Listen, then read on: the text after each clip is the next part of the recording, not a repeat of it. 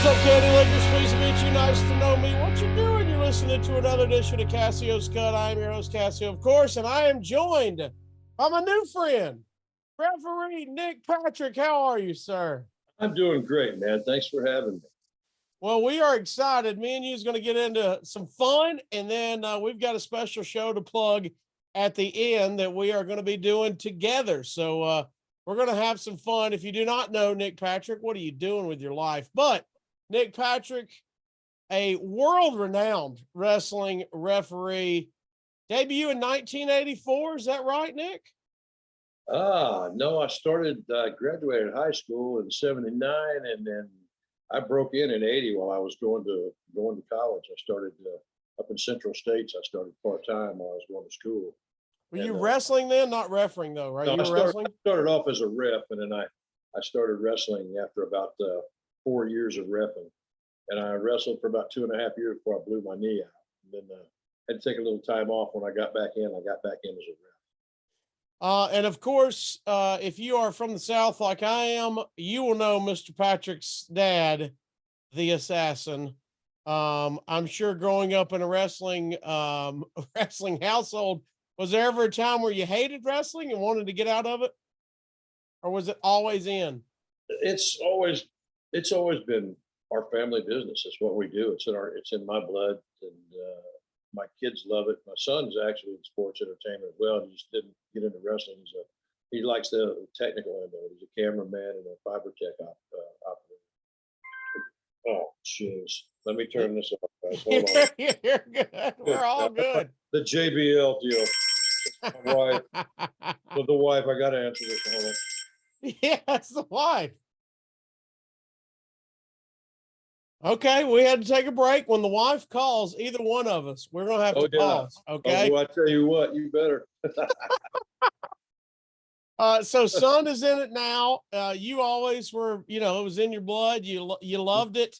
And of course, like I said, I'm from Alabama, so I do the weekly podcast with a friend of yours, Mr. Brian James. Oh yeah, Road Dog. Oh, buddy, yeah. And of course, brothers too.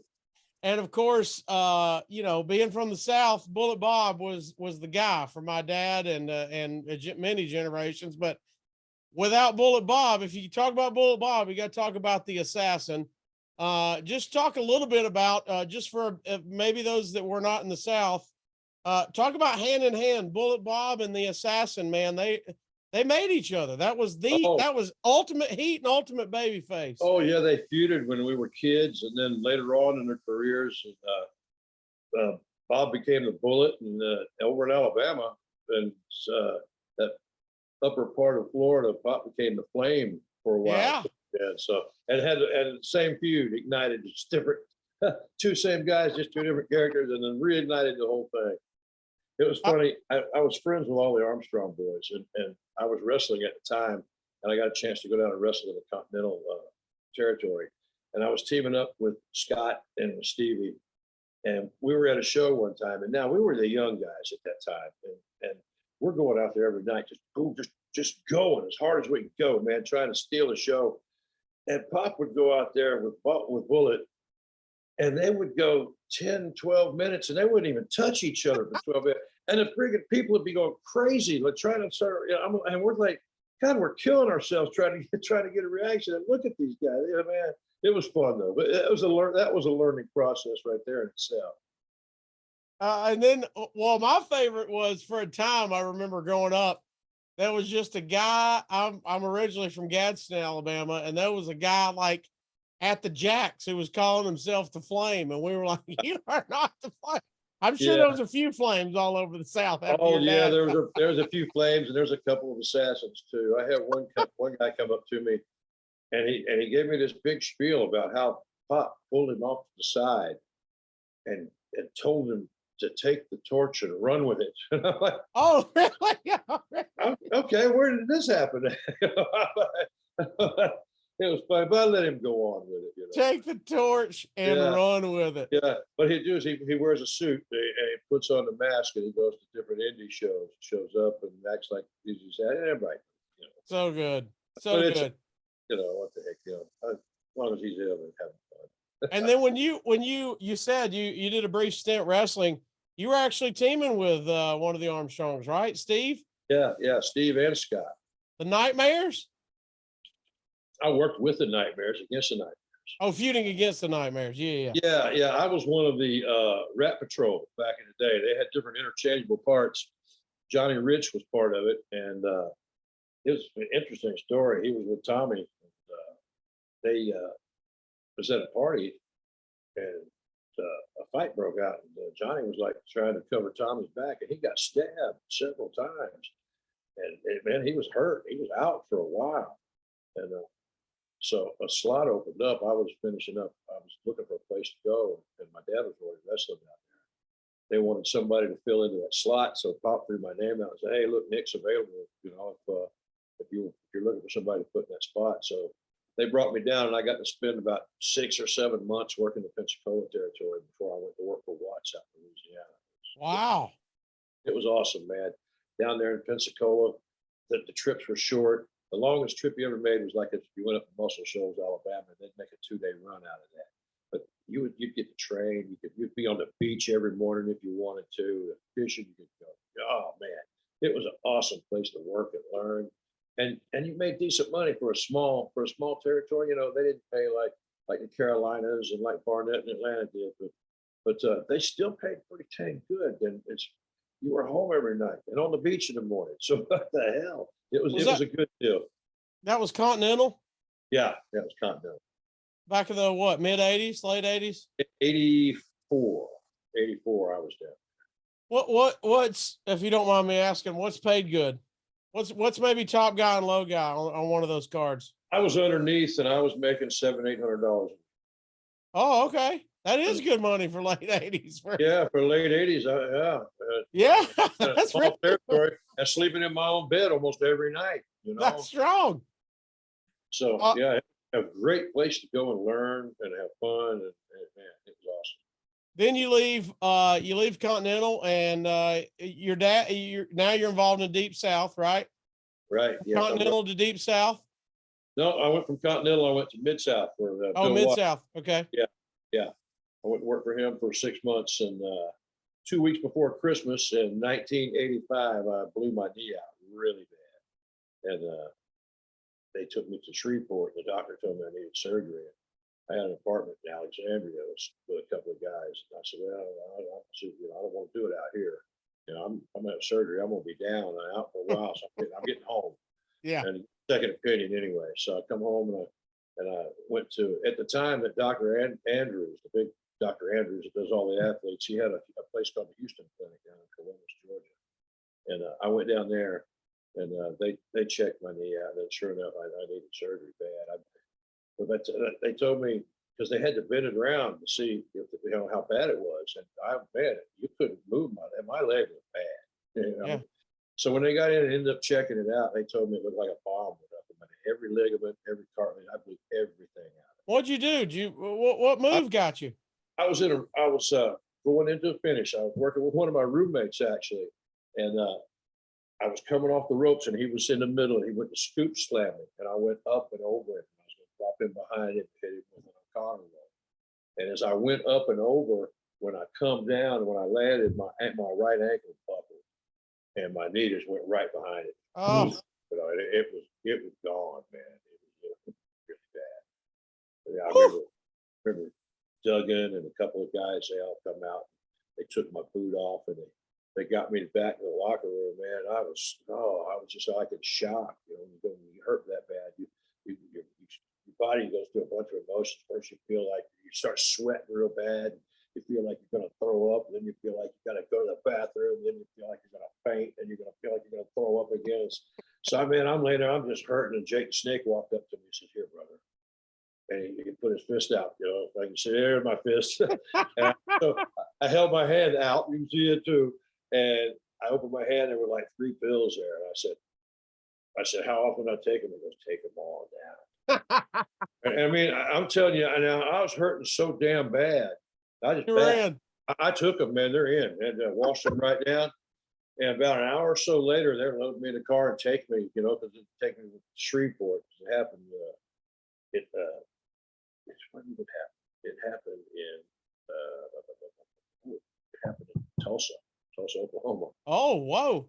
And they had to look at me in Shreveport. That's where his so-called team doctor was. Like a team doctor, that's who he used. So Yeah.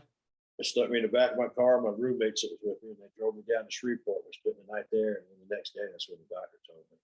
What a trip home. I had an old Dodge Charger, an old 84 or 85 Dodge Charger with a 5-speed.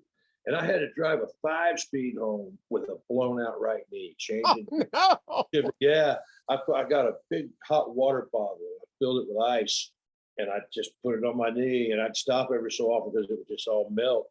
And I could still move my big toe, so I'd get my leg in position, and I got it right where I could, and I just used my big toe to get the gas. And I had to do everything else with my left foot, which was really awkward. But, you're used to, hitting Yeah, sure. the clutch and everything with your right foot.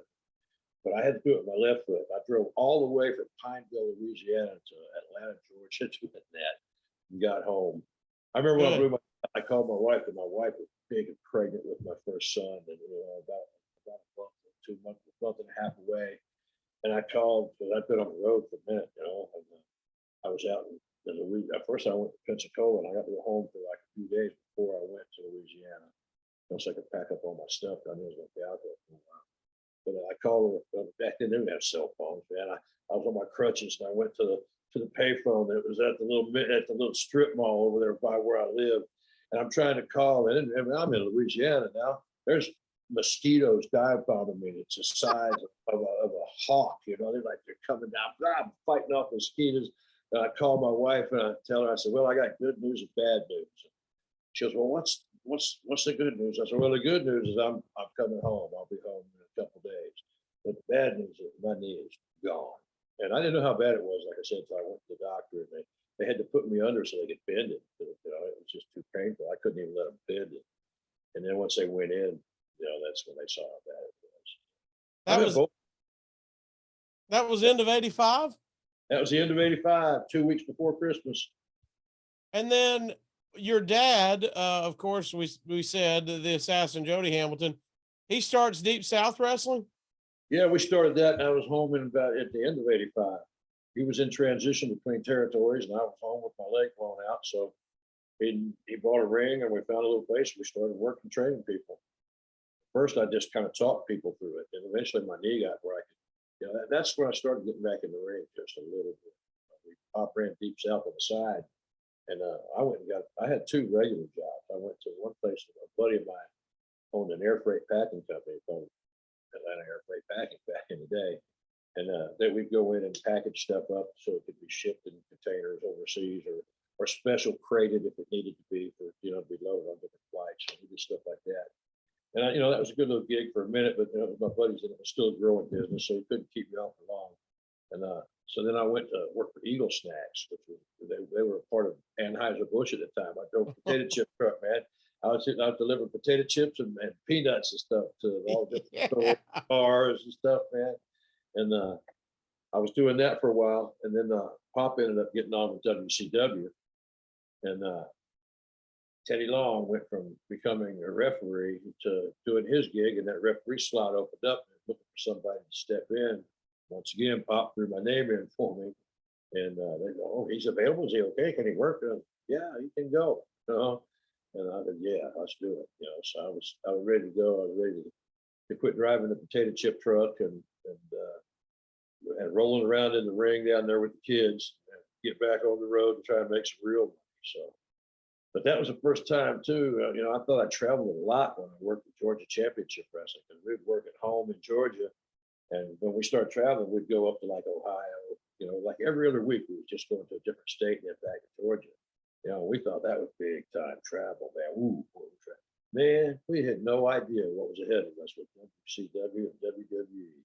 When you get to traveling with those folks, man, that's travel. I've traveled so much. I literally, I'm not kidding you. I don't care if I really hope I don't ever get on another airplane again as long as I live. I'm not saying that to be funny. That's just God's honest truth. Yeah. If I can't get there in a car or a boat, and it better be a short boat trip, then I ain't going, man. I don't want to go. See, I'm opposite. I did so many years at stand-up comedy on the road driving that Yeah, I don't want to drive anywhere. I'll get on a plane or a boat or whatever, but yeah, I'm like, get me out, let me stay out of the car. So you Deep South is wrestling. You're doing that at the beginning of 86 or in 86. And then 89, you're with WCW. yeah. That's when I started. Pop started at the end of '88. He was there about 6, 8 months before I got there. I started in '89. And then right out of the gate, one of the greatest ever, Tommy Young, he retires in 89, and all of a sudden you're the big dog, right? Yeah, Tommy, it was a weird thing. We was doing TV taping down at center stage. I don't really remember what match he was doing, but the damn lights went out, and just the whole building went. I mean, went pitch black. You couldn't see. Not like a gimmick, like the lights No, went no, it out. wasn't a gimmick. Yeah, I mean, it was just the lights went out. It took a while to get everything back up. And when the lights went out, I don't know how, but Tommy stumbled and fell. And when he fell, he hit his forehead across the bottom rope and snapped his neck back. Oh, And so that's how he hurt his neck. And then when the lights come back up, there lays Tommy. Like, what the hell happened to the referee? He's down, he's out. He's gone. They had to help him. He ended up having neck surgery, and it got him out of the business. He didn't never get back in the ring again.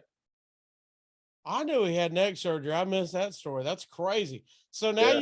now you're in WCW, and you're there for a long time. And when does kind of Deep South become the power plant that we know of? A couple of years in, probably Okay.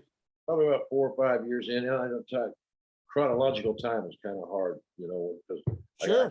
I did so much road.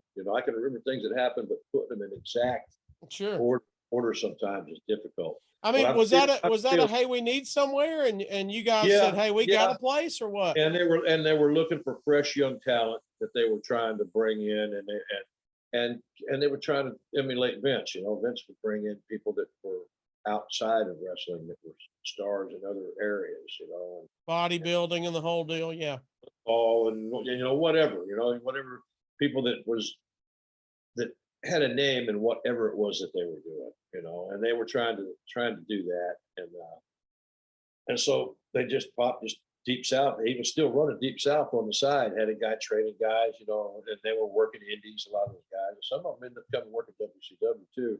But Pop ended up training like Kevin Nash and a bunch of the good guys. Kevin was one of the first big stars or the first really big star that came down, to work to train with Pop Deep South. But as at the power plant, he trained all kind of guys, all the Big Show, all those guys, that they brought in. But as far as the old original Deep South there, we trained all kinds of indie guys. They all had good indie careers. And a lot of them used to come in back in the day when we'd do those TVs. We had enhancement guys, the guys always like to call them jobbers or whatever. Yeah. I mean, that to me, that's a very disrespectful term for somebody that goes out there and busts their ass and gives their body to somebody to get them over. And it's usually somebody that's never taken a bump or cut their head or been away from their family or broke a bone in their life. And they're going to take a beating too. Yeah, yeah, boy. I remember this one guy that we trained. I won't say it there over there, but he was terrible, man. It was the worst guy I ever trained in my life. Lash LaRue. But no, Lash was good. Just kidding. I didn't train Lash. I love Lash. I do a show with Lash. I just wanted to laugh. You busted Lash's chops. Yeah, I am. I love his it. long chops. Oh man. All right, so you're training this one guy and he's bad. Oh, so Pop was in charge of booking the people that come in, the enhancement guys. So I see the guy's name on the list, and I'm like, oh my God. I said, Pop, this guy, man, he can't go out and have a good match. It's impossible for him to go out and have even a match that even sucks. He would have to improve at. And he looked at me and goes, well, Joe, you don't have to know a whole lot to go out there and get the living shit beat out of you by Vader. That's interesting. But I said, well, okay then, have at it. Did he ever do anything in the biz? He worked down there a couple times to get We beat would up. we would never know his Local name. guy. I know you don't No, want to say his name, but we would never know no, it. He no, didn't improve. a local guy. No, a local guy. He didn't ever improve. He's my age and still doing it. Okay, Local good. guy. Yeah. And then of course, for everybody my age, you really start getting some heat. Now, look, I love this because when I started sitting down and rewatching wrestling with Tony Schiavone and Conrad Thompson, they would have me on WHW, which is a great podcast. We would lovingly refer to you as the Kenny Powers of wrestling. You had that. I don't know if you watched Eastbound and Down, but everybody probably calls you that now. But you had the good looking mullet, and you look just like Kenny Powers, and that's why we know you then. But back in the day, boy, we hated your ass because we loved you or hated you either way, because after WCW gets going, you become the referee for the NWO, and you're only working for the NWO, helping them with all their matches. This had to be a fun thing for you to go. I mean, ref is usually out of the way. You just got to do your job and kind of stay in the background. This had to be kind of fun to become back in the storyline a little bit. Yeah, it was awesome. It gave me a chance to show everybody that I could do a lot more than just pure referee. But not a lot of people realize that. Wrestled before, it was still territories. I didn't wrestle for profits on the big TV on 17 or for Vince, but which is a whole nother story. Yeah. Oh man. But anyway, I was just a young baby face, man. I had a hell of a time with it.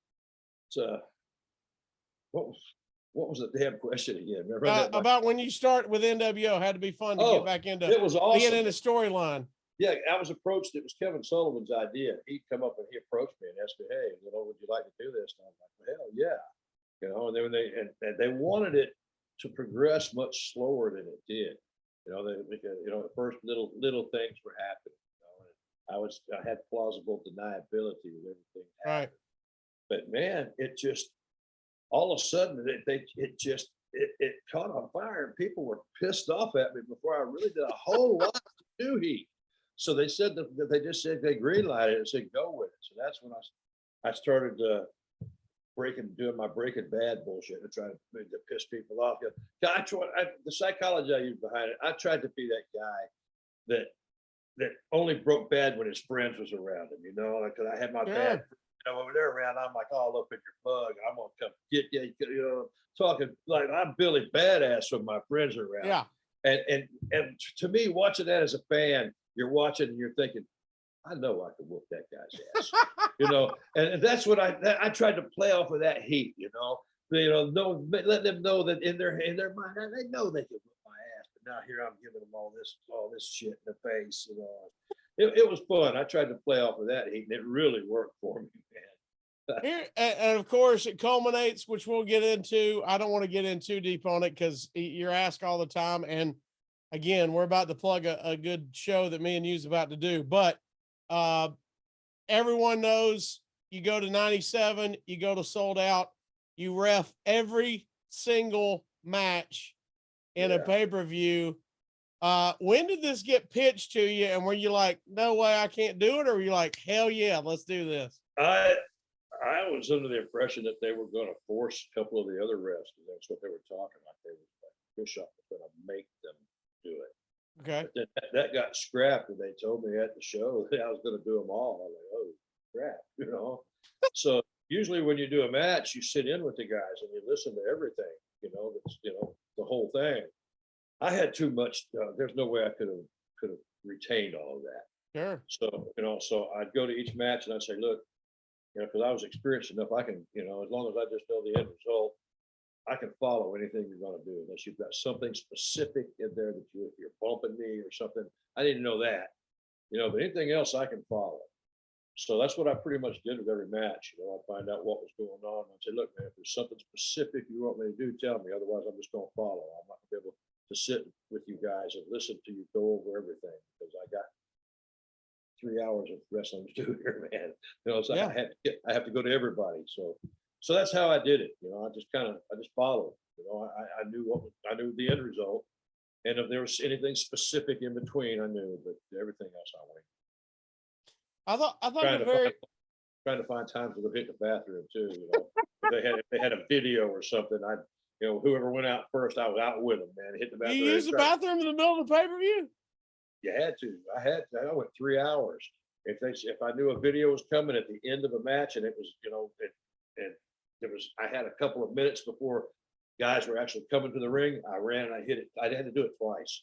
I hit it and I'd come back in the side and, sit back up into the ring. You got a water bottle ringside or beer? What are you doing? Oh, I wish I did. I tell you, the beer ringside was cool. I got a good story. I was in Montreal and I'm working for WWE now. And Blackjack Lanza, he was an agent, and Stone Cold was on the show. So he's out there, and it's like at intermission time. They still have matches afterwards, but he does his beer thing, right?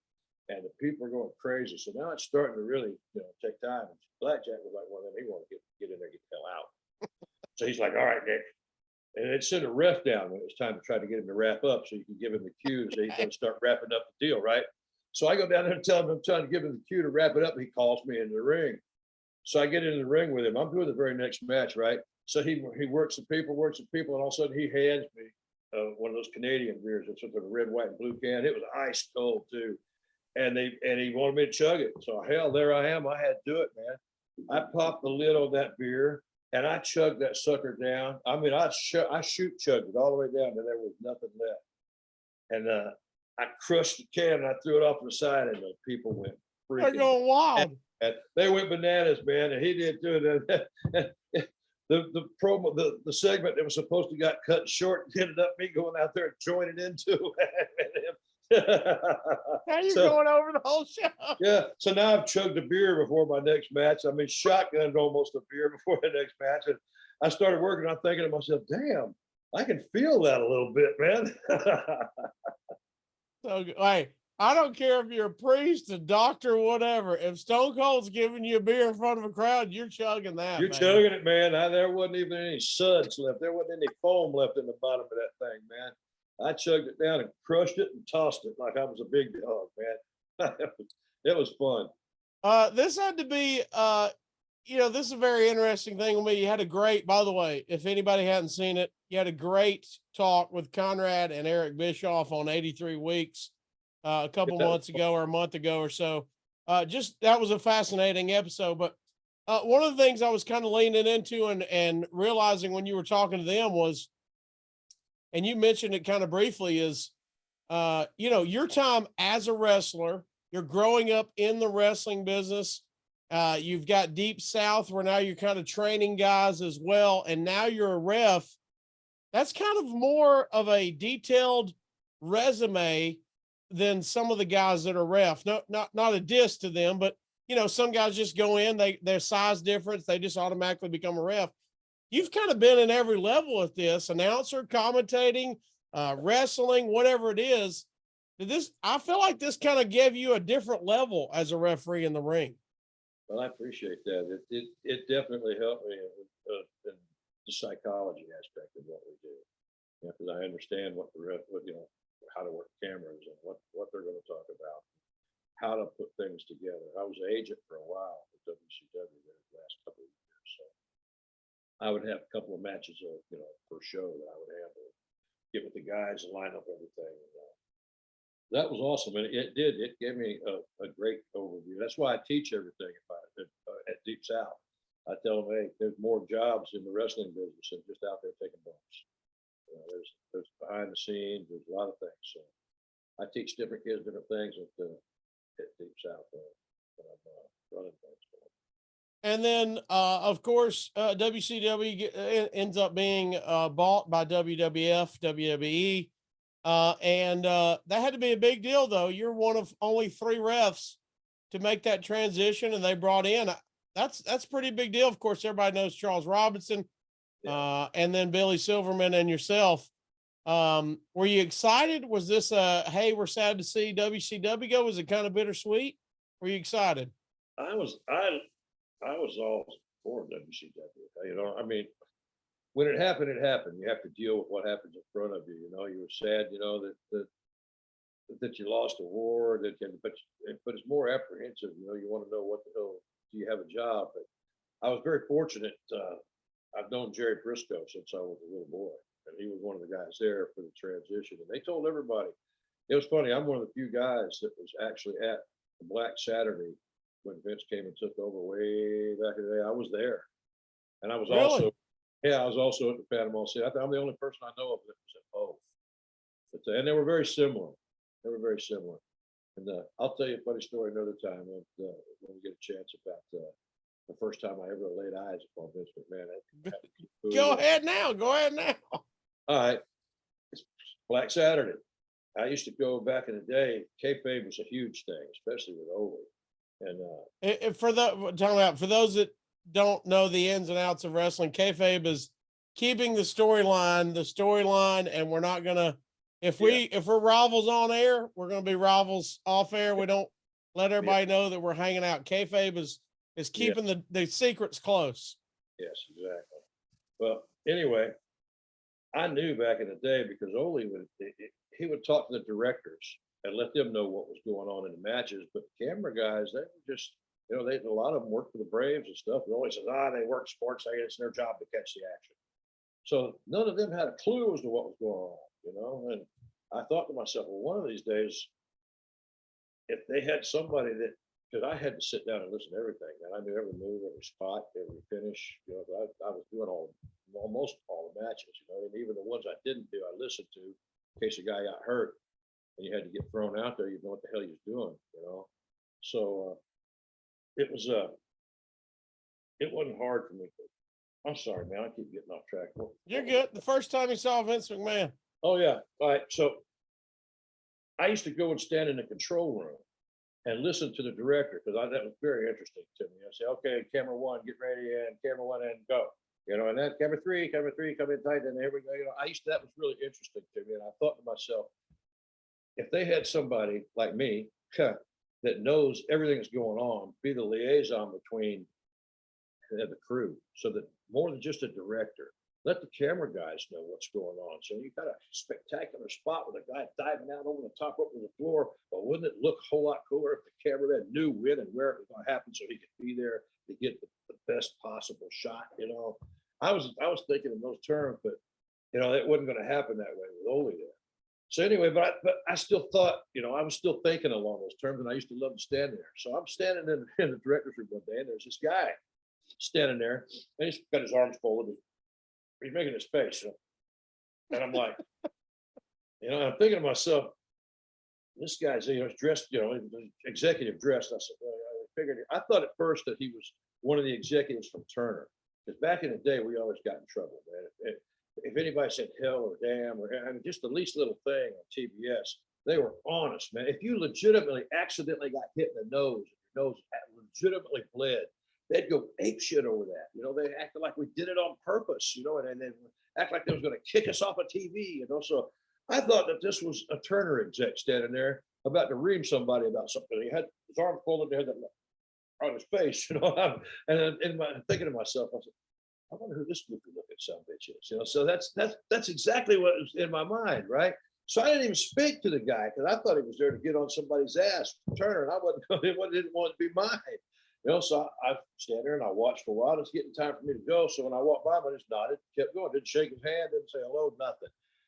It turned out that man that was standing there was not a Turner exec. That was Vincent K. McMahon standing there. And had I just walked up to him and told him why I was standing there and who the hell I was, I could have been in on the ground floor of the whole damn everything. You could have changed the landscape. Boom, of my whole entire, you know, but you know, and it's funny. I do laugh at it now, and you know, and I had to think about, you know, everything does happen in life for a reason, you know. And I ended up later on in life, the business at that time, man, was so wide open, man, and we were starting to lose people. People were starting to drop, and New York was a heavy hitting place. Had I gone up there and been in the midst of all that insanity, I might, you know, tell them I could have been on that list too. You know, and you know, me going the path that I went, and and realizing certain things, and you come to a point in your life, you either say, okay, if I keep doing this, I'm going to die. And either you keep doing it and you die, or you get the hell away from it and live. And I chose life, man. My legacy I wasn't going to have to my children was, well, they found my dad dead in a hotel room. Because I had a lot of friends that's what happened. And I was going to make damn sure that didn't happen to my kids. Well, before we get out here and get to the countdown and wrap this up, I do want to make sure we get a plug in. Now you've got Deep South Wrestling. You revived it. Yeah. It took a break for a while, but you had many runs. Now you had a second and a third run. And I just want to get you to pat yourself on the back a little bit, because maybe people don't understand. Deep South Wrestling, man, has produced some damn talent that we are currently watching, and in some big spots. Yeah. You had Miz there. That was your first heavyweight champion at Deep South. Yeah. At that particular part of time in Deep South, there was nothing existed for a long time before that. But there was a lot of different guys that made it that were Deep South champions. Austin Creed was there. Yeah, a lot Cody. Of Cody, no, I don't think Cody was there. Did Cody ever come through? Styles was there, and God, there's so many kids, and some of them are A&E kids in there too. But then now you're still training, right? Deep South Wrestling is still going and still training everybody. Running shows. I got a little show. You can find us on YouTube, or you can check out our website. If you go on YouTube, go check out YouTube. We are Deep South, and you can pull up. I've got a whole list of different matches. My retirement match I had a retirement match. I decided I was the man. Time for me to get out of the ring. I'm 62 years old, and I've said this before. I said this on the podcast. Man, I got bad knees, bad back, bad wrist, bad neck, and a bad freaking attitude. And then I can't get in the ring no more. I just, so these two kids were really stand out workers on the local level, and had feuds all over the state. And we had a 3-match series with these kids that told a tremendous story. It ended up the final match being an I Quit match, and I had made it my retirement match. And the building that we run is a theater downtown. And it's got the marquee out front. So what we do is when kids work their way up to being the main event, we make sure we don't plug Deep South, or they don't plug me. We put their names on the marquee. So when they pull up a building in downtown Atlanta, them and their family get to see their name on the marquee in front of this building. That's awesome. It's an emotional thing, man. I've seen it made me come to tears watching them come to tears. Sure. I mean, their parents gathered there with, and taking pictures with that in the background. It's a big thing. It's a great motivational tool.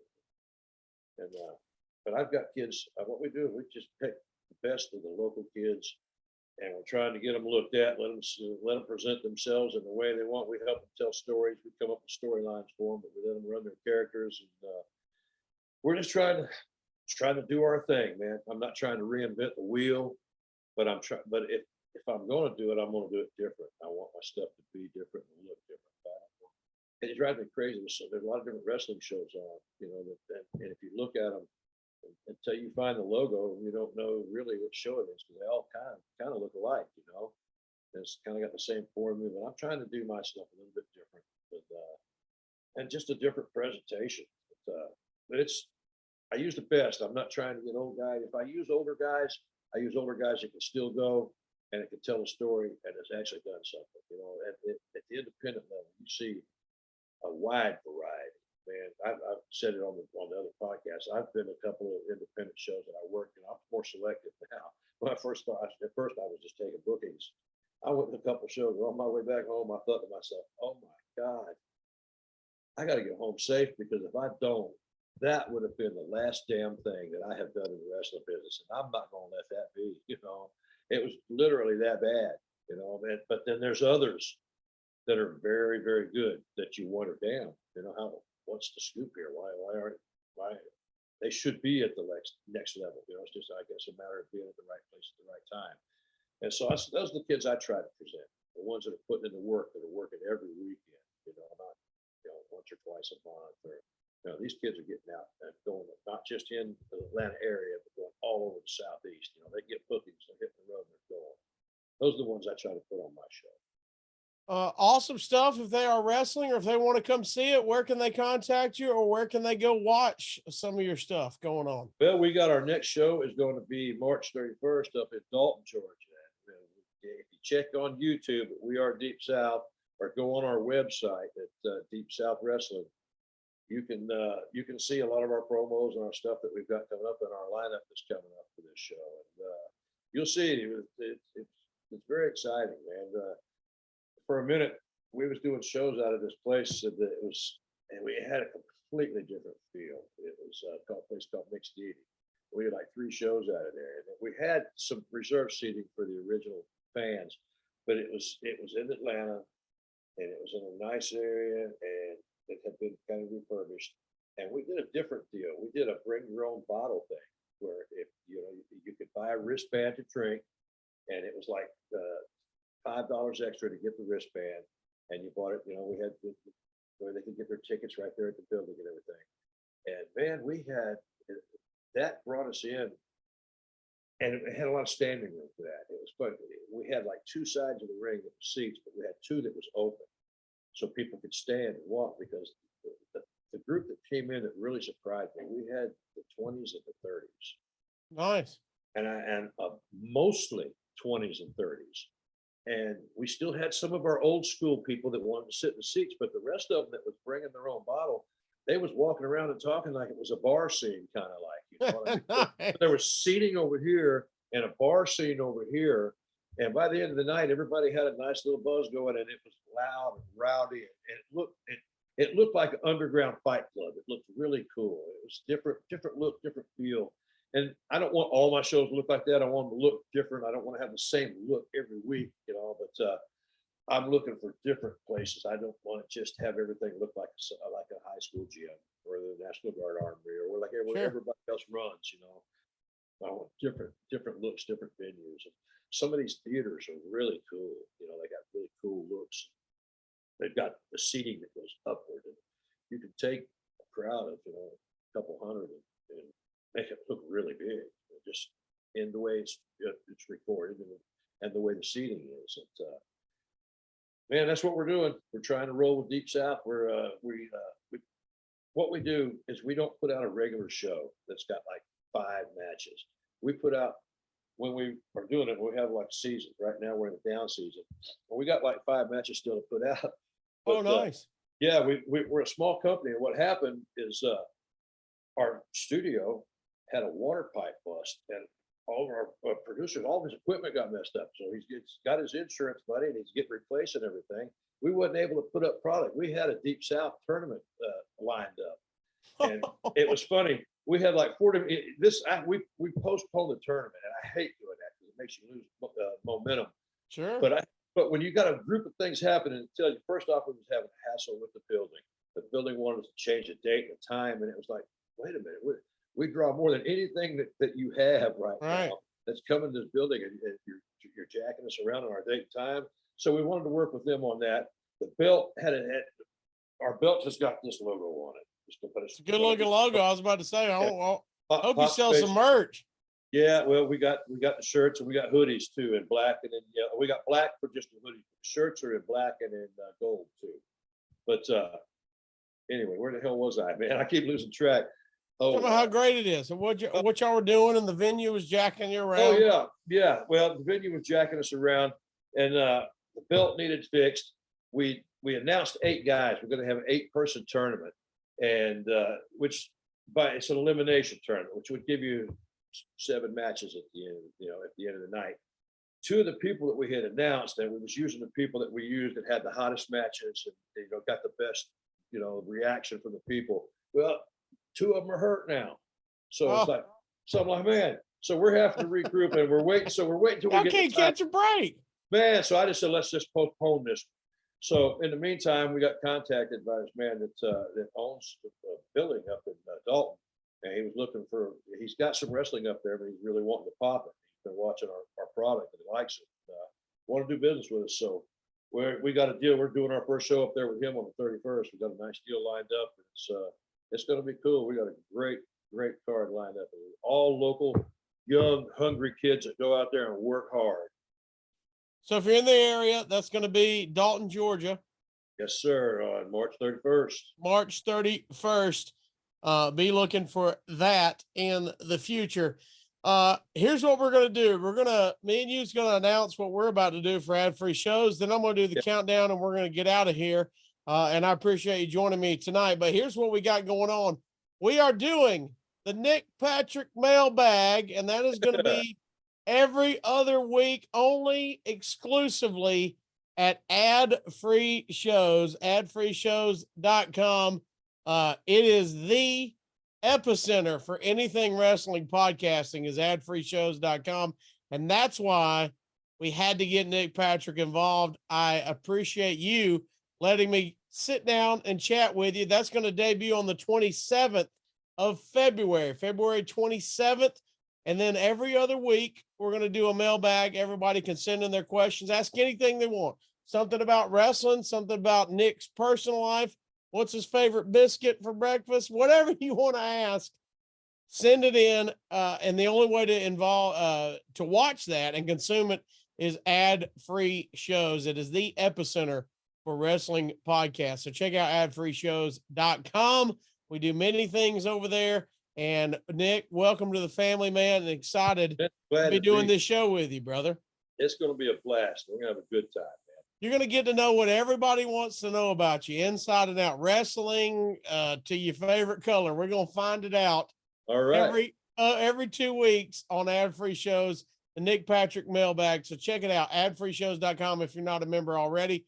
Just for $9 a month, you can get a lot of stuff. So check that out at adfreeshows.com. Now, we're going to hit you with the countdown. We ask every guest that's on Casio's Cut 10 questions, and then we'll get out of here tonight. All right, here we go. Starting off with number 10. 10. Name something you have more than 10 of in your house. Something you collect or something, whatever. What do you have more than 10 of in Nick Patrick's house? Calendars. Calendars. Calendars. My oldest son, Nick, is autistic, and he is obsessed with calendars. He loves them. I loves them, man. We got a calendar in every room. He's got a couple in his room. All he does with his little cell phone is pull up the calendars, and he'll scroll back. I mean, I've seen him scroll back to the 90s, and far as it'll go. He's got a photographic memory. He can tell you different things that happened at different times. So, but calendars is the deal. It's funny. And the last day of every month, he goes to the house, flips the calendars, and that next morning he's on the phone with his brother, with his grandma, it used to be when my pop was still, he'd call them, and he's very, did you flip the calendars? Did you flip the calendars? So That's awesome. And if they hadn't flipped them, when his butt gets over there, he's going through the house and flipping every one. He's my mom's the same way. We got calendars in every room at my mom's house too. So he goes and flips them all, man. That's awesome. Number 9, what's the worst wrestler ever to take a 9-hour road trip with? I'd have to say Tony Atlas. Really? I got along really well with Tony. Don't get me wrong. We're friends. I love him to death. But man, back in the day, Tony was so hard to travel with. Why? Because he never wanted to stay where everybody wanted to stay. He never wanted to eat where anybody wanted to eat, when or where. He didn't want to train when everybody wanted to train. He just never wanted. You're driving too fast, and you're driving too slow. And I fear not. I don't want to stop there.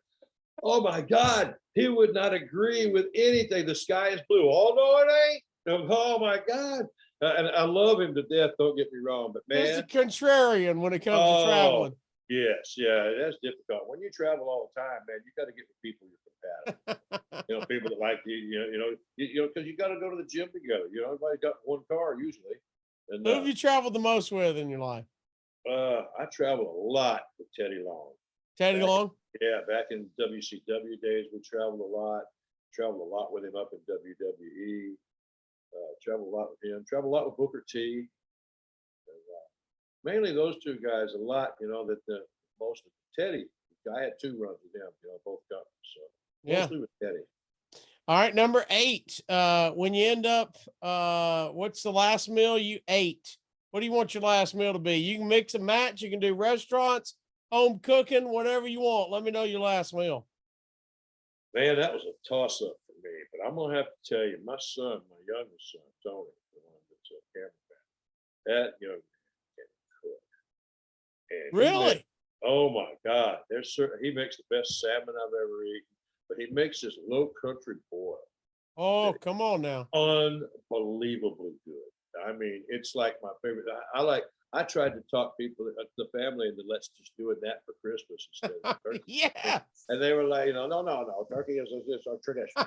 Okay, well, dang it, I tried, but that little country boil, that would be it. And if it wasn't that, you'd have to bring me in a sushi chef to make me a great A sushi. Can you crush some sushi? Oh man! And if I had a couple of cold acai beers to go with it, then yeah, in trouble. Those things are dangerous though. Now, yeah, that's okay. Those acais they're dangerous. I live on the edge, man. All right, number 7. When you were 7 years old, what'd you want to be when you grew up? Wrestler. Wrestler was already in the blood. Yeah, I knew what I wanted to do. Was there ever any backup plan? Nothing. I was going to do what I had to do to get to being a wrestler. To be in the business, yeah. I wanted to be in the business, but when I graduated high school, I got a job in a factory, and I went to college for a year. And then before I actually I started in the business part time. But then we moved back to Atlanta, so I was out of the business again. I went to Central States when I went to college, and then we moved back to Atlanta because Pop got a booking job down here, and so we moved back, and I went to college. I signed up for another semester of college, and I was like the second weekend, and the ref job popped up for me at WCW, and so it was. You were gone. Yeah, bye college, man. That was all you needed to hear, wasn't it? That's all I needed, man, and that was the real gig there.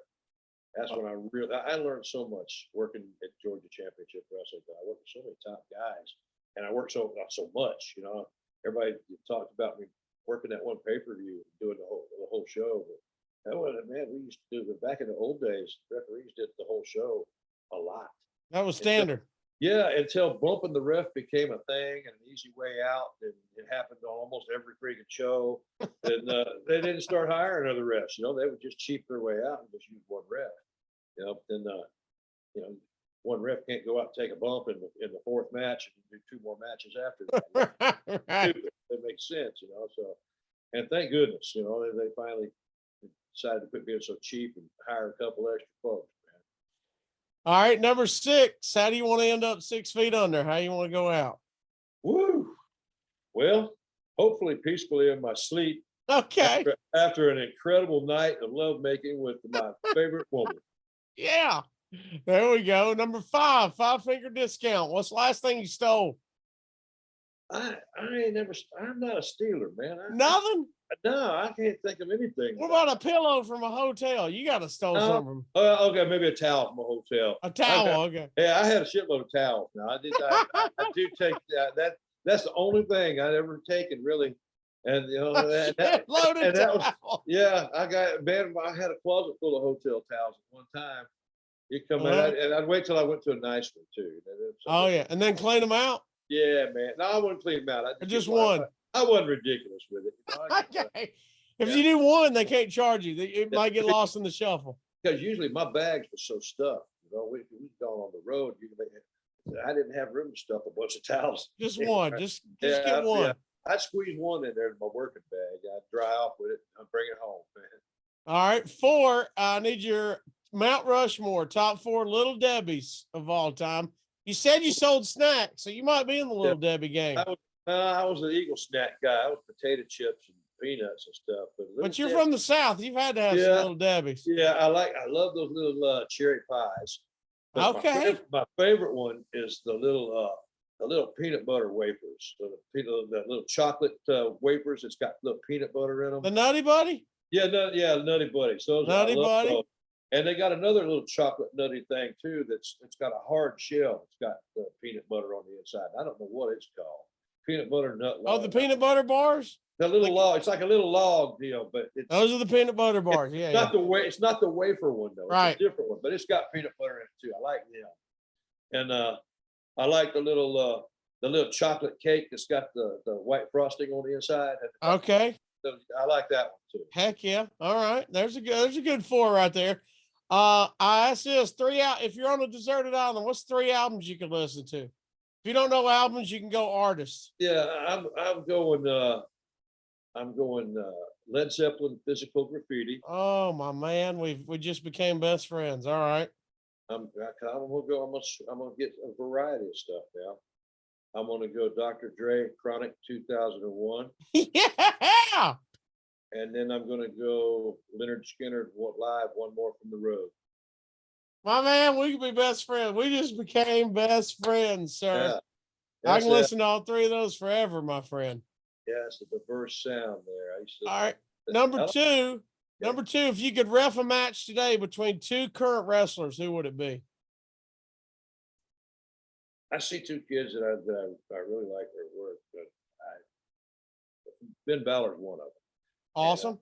And, Cesaro, he uses another great name. guy. Man, I would like to see those two. And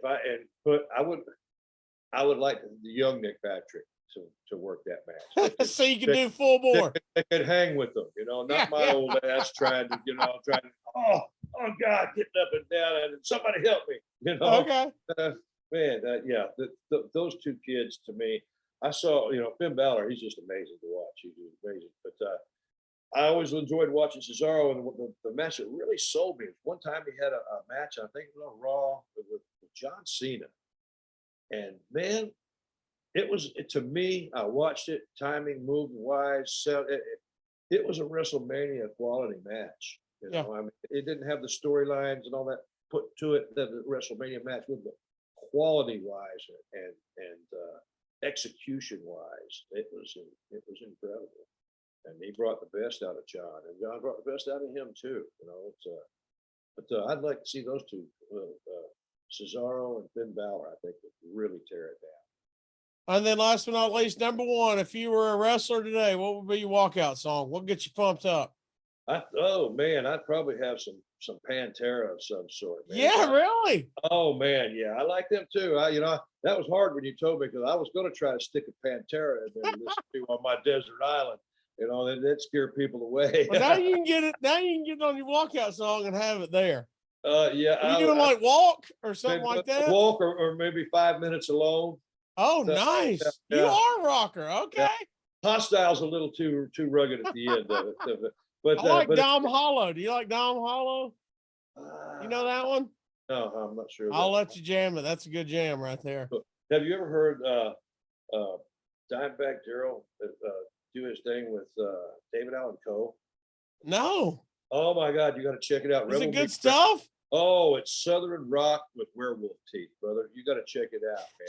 Southern rock with werewolf teeth. Yeah, it's badass, man. You got to check it out. You can tell it's Dimebag, but it's really cool. David Allan Coe. It's a hell of a mix, man. Love it. It's called Rebel Meets Rebel. Check it out sometime, man. I will 100% check it out. My man, that is it, everybody. Thank you for watching. Like, subscribe, leave a comment. Nick, are you on social media? Can they find you on social media? Yeah, under Joe Hamilton Jr. I use my real name. On what? Twitter, everything? I'm on Facebook. I'm not on Twitter. I haven't done a tweet or a twit or whatever they do. never in my life, man. I've done Facebook. That's it. Facebook. They just now got me to quit using a flip phone, man. Them kids are laughing at me. Hey, I went to the store. They actually got flip phones back. They're going to make a comeback. Watch that. Hell yeah, they will. You're going to be back. They'll be so technical, I won't know how to use it. And everybody, before you go, also check out ad-free shows. If you are a member, be looking for our show starting February 27th. Every other week, we're going to have the Nick Patrick Mailbag where you can send in your questions. And the man himself, Nick Patrick, is going to answer them. And if you're not a member of ad-free shows, check it out. At least look what all they got. I promise you this. They got so much content every month, you can't even catch up with all of it. And it is exclusive stuff that is only there at adfreeshows.com. Nick, welcome to the Ad-Free Shows family. I'm excited about that. Me, that's going to be a blast, man. We're going to have a good time with that. And I had a blast today. Everybody, again, go find him on Facebook. You can find him there. If you're around the Dalton, Georgia area, go check out the show March 31st. Deep South Wrestling. Everybody, I hope you had a good time today. Leave us a comment wherever you are. I hope you enjoyed it. Nick Patrick, I'm Casio. Everybody, stay mashed.